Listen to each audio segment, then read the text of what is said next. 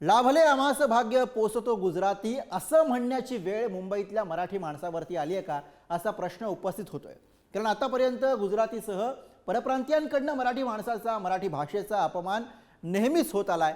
पण आता राष्ट्रीय स्वयंसेवक संघाचे वरिष्ठ नेते भैयाजी जोशींनी आपल्या मराठीचा अपमान केलाय। त्यामुळे उद्धव ठाकरे राज ठाकरेंनी आक्रमक भूमिका मांडली। बघूयात याविषयीचा रिपोर्ट।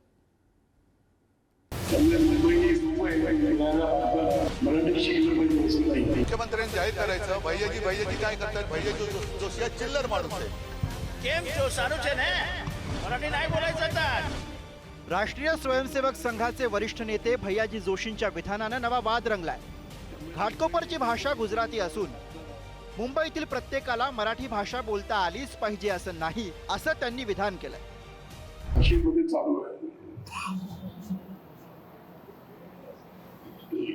याचा अर्थ असा की मुंबईची एक भाषा नाही, मुंबईच्या अनेक भाषा आहेत, पण त्या भागाची काही भाषा असते। तर घाटकोपर परिसराची भाषा तर गुजराती आहे। गिरगावमध्ये हिंदी बोलणारे कमी मिळतील, मराठी बोलतात।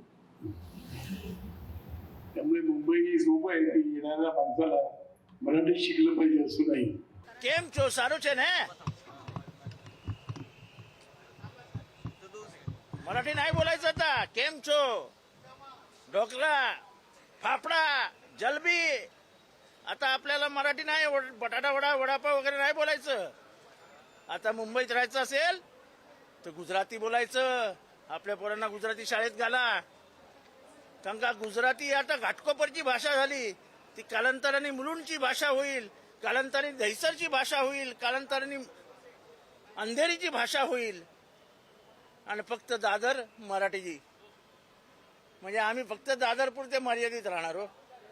थँक्यू भैयाजी जोशी, मराठी माणसांना जागा करून दिलं। थँक्यू। भैयाजी जोशींच्या या विधानाचे पडसाद मुंबईसह सर्वत्र उमटले। माजी मुख्यमंत्री उद्धव ठाकरेंसह मविया नेत्यांनी हुतात्मा चौकामध्ये निदर्शनं केली।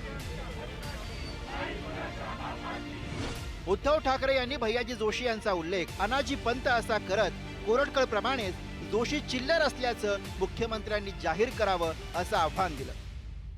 आणि मी तुम्हाला सांगतो, हे कोरटकर वगैरे तर चिल्लर लोक आहे हो। मला सांगा, जितेंद्र आव्हाड काय बोलत, त्याच्यावर कधी निषेध नाही केला तुम्ही? औरंगजेब होते म्हणून छत्रपती शिवाजी महाराज, औरंगजेब किती बलाढ्य होता, महाराज 5 फुटाचे होते, हे रेकॉर्ड होत, त्याच्यात नाही निषेध करत तुम्ही। असं सिलेक्टिव्ह करू नका।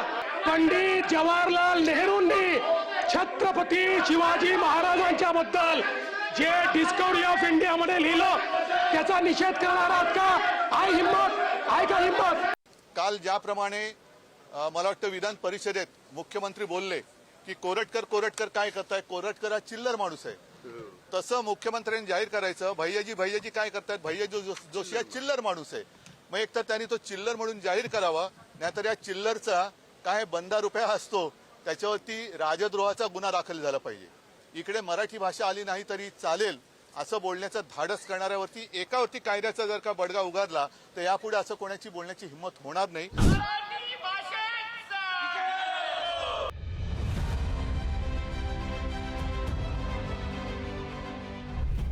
मराठी आपला गर्व, अभिमान आणि स्वाभिमान। अलीकडेच मराठीला अभिजात भाषेचा दर्जा मिळाला।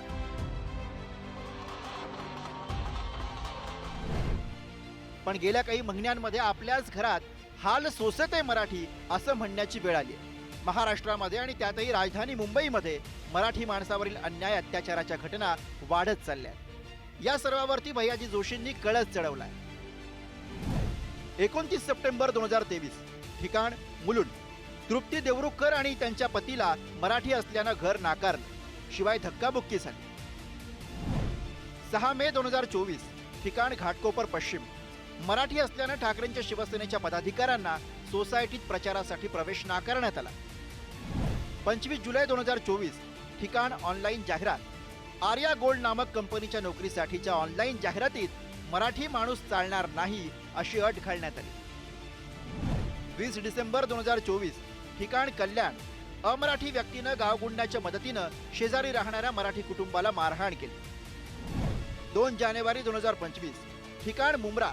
फेरीवाल्याकडे मराठी बोलण्याचा आग्रह धरला म्हणून मराठी माणसाला मारहाण आणि शिवीगाळ. 9 जानेवारी 2025 ठिकाण दहिसर. मराठी माणसाला मारहाण केली म्हणून जाब विचारणाऱ्या मनसैनिकांना पोलिसांनी ताब्यात घेतलं. जानेवारी 2025 ठिकाण छत्रपती शिवाजी पार्क दादर. परप्रांतीय फेरीवाल्यांकडनं मराठी मुलांवर दादागिरी आणि मारहाण. तारीख 21 जानेवारी 2025 ठिकाण दहिसर.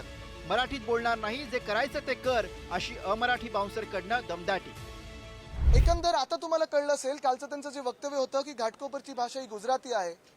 आज तुम्हाला कळलं असेल की बुलेट ट्रेन ही नेमकी ते का करत आहेत आणि कोणासाठी करत आहेत. मुंबईची भाषा असेल या महाराष्ट्राची भाषा असेल ही मराठीच आहे ही सुरेश जोशी यांनी जाणून घ्यावं आणि ह्या वक्तव्यासाठी त्यांनी माफी मागायलाच पाहिजे.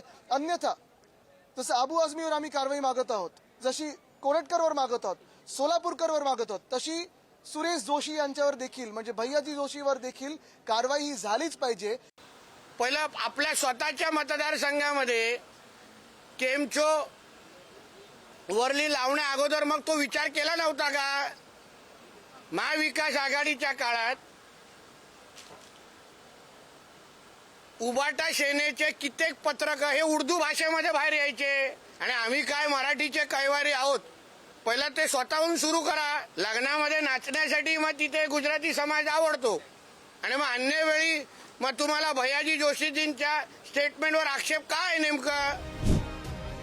भैयाजी जोशींच्या विधानावरनं मनसेने आक्रमक भूमिका घेतली. घाटकोपरमध्ये भैयाजी जोशींच्या पोस्टरला जोडे मारून निषेध करण्यात आला. तर मनसे अध्यक्ष राज ठाकरेंनी खरपूस समाचार घेत भाजपवर प्रश्नांची सरबत्ती केली. कायम महाराष्ट्राबद्दलच किंवा मराठीबद्दलची अशी विधानं करायची, याचं कारण काय? भैयाजी जोशींनी असंच विधान बंगळुरू किंवा चेन्नईमध्ये करून दाखवावं. आणि भैयाजी जोशींच्या या विधानाशी महाराष्ट्रातील भारतीय जनता पक्ष सहमत आहे का?